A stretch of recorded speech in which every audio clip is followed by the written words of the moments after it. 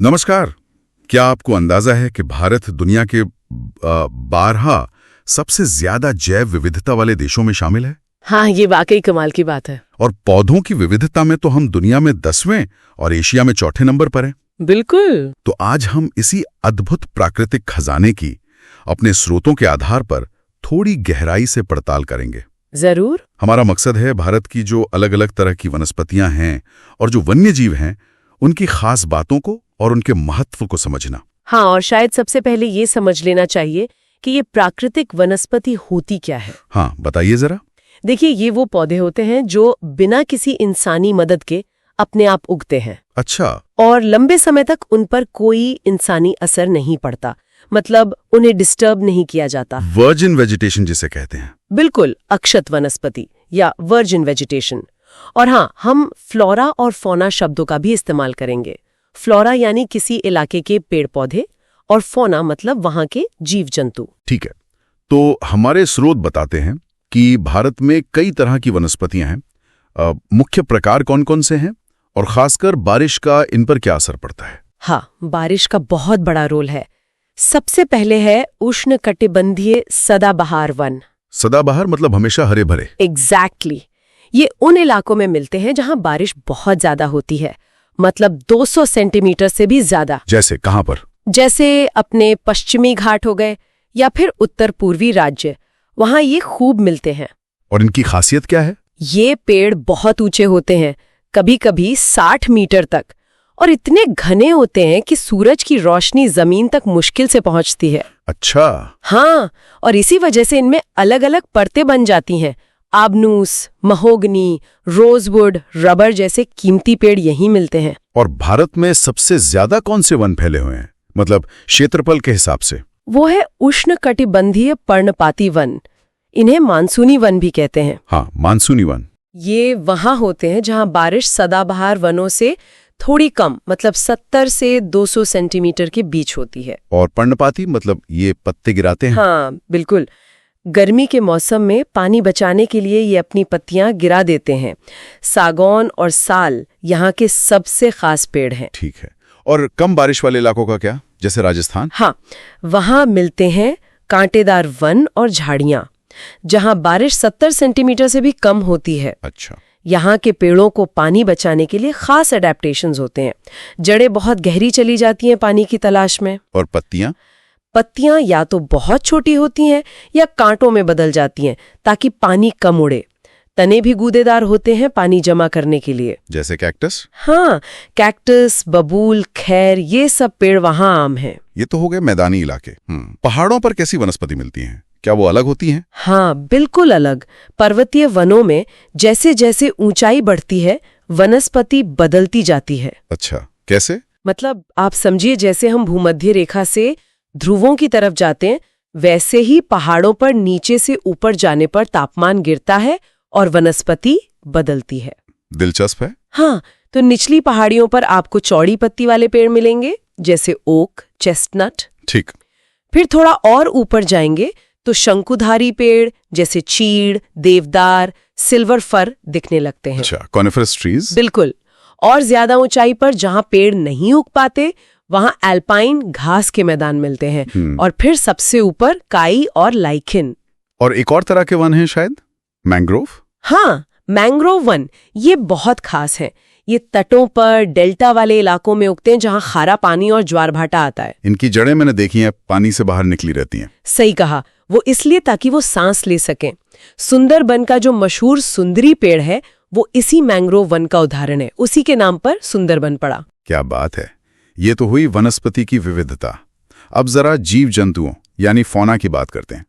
हमारे स्रोत कहते हैं कि भारत अकेला देश है जहां शेर और बाघ दोनों हैं। ये सच है? हाँ, ये बिल्कुल सच है और बहुत अनोखी बात है। एशियाई शेर अब सिर्फ गुजरात के गिर जंगल में बचे हैं। केवल गिर में? हाँ, उनका आखिरी घर वही है। जबकि बाघ आपको मध्य प्रदेश, पश्चिम बंगाल के सुंदरबन और हिमालय के इलाकों में भी मिल जाएंगे। कमाल है। और दूसरे जानवर? भारत में जानवरों की भी जबरदस्त विविधता है। करीब 90,000 प्रजातियां। 90,000? हाँ, और पक्षियों की भी करीब 2,000 प्रजातियां हैं, जो दुनिया की कुल पक्षी प्रजातियों का लगभग 13% है। अविश्वसनीय। और सोचिए, असम और बंगाल के दलदली जंगलों में एक सींग वाला गैंडा मिलता है। हाँ, काजीरंगा का गैंडा। बिल्कुल। फिर असम, कर्नाटक, केरल के गर्म और नम जंगलों में हाथियों के बड़े बड़े झुंड पाए जाते हैं। और हिमालय, वहां तो और भी खास जानवर होंगे। हाँ, हिमालय तो बिल्कुल अलग दुनिया है। वहां आपको याक मिलेंगे, बर्फीले तेंदुआ यानी स्नो लेपर्ड, और वो प्यारा सा दिखने वाला लाल पांडा भी। वाह, ये विविधता तो अद्भुत है। लेकिन ये सिर्फ देखने के लिए ही नहीं है ना, हमारे जीवन के लिए भी जरूरी है। बिल्कुल, बहुत जरूरी है। देखिए, आज हम जो फसलें उगाते हैं उनमें से ज्यादातर हमने इसी जंगली जैव विविधता से ही तो चुनी है और विकसित की है। अच्छा। और औषधीय पौधे, कितने सारे पौधे हैं जिनसे दवाइयां बनती हैं। सर्पगंधा का नाम सुना है? हाँ, ब्लड प्रेशर के लिए इस्तेमाल होता है। सही। और ये सिर्फ भारत में मिलता है। नीम, तुलसी, अर्जुन, कितने ही पौधे हैं जिनके औषधीय गुण हैं। सही कहा। और जानवर, वो हमें दूध देते हैं, खेती और परिवहन में मदद करते हैं, भोजन भी देते हैं। तो ये पूरा इकोसिस्टम, ये पूरी जैव विविधता हमारे लिए एक खजाना है। लेकिन स्रोत ये भी बताते हैं कि इस खजाने पर खतरा मंडरा रहा है। हाँ, और ये बहुत चिंता की बात है। खतरा कई तरफ से है। सबसे बड़ा तो है इंसानी लालच। जैसे शिकार? हाँ, अवैध शिकार। फिर प्रदूषण, चाहे वो हवा का हो, पानी का या मिट्टी का। बाहर से लाई गई कुछ आक्रामक प्रजातियां भी नुकसान पहुंचाती हैं। और जंगलों की कटाई? वो तो सबसे बड़ा कारण है। खेती के लिए, घर बनाने के लिए, इंडस्ट्री लगाने के लिए हम अंधाधुंध जंगल काट रहे हैं। इससे पूरा का पूरा पारिस्थितिकी तंत्र बिगड़ गया है। आंकड़े क्या कहते हैं, कितना नुकसान हुआ है? आंकड़े वाकई चिंताजनक हैं।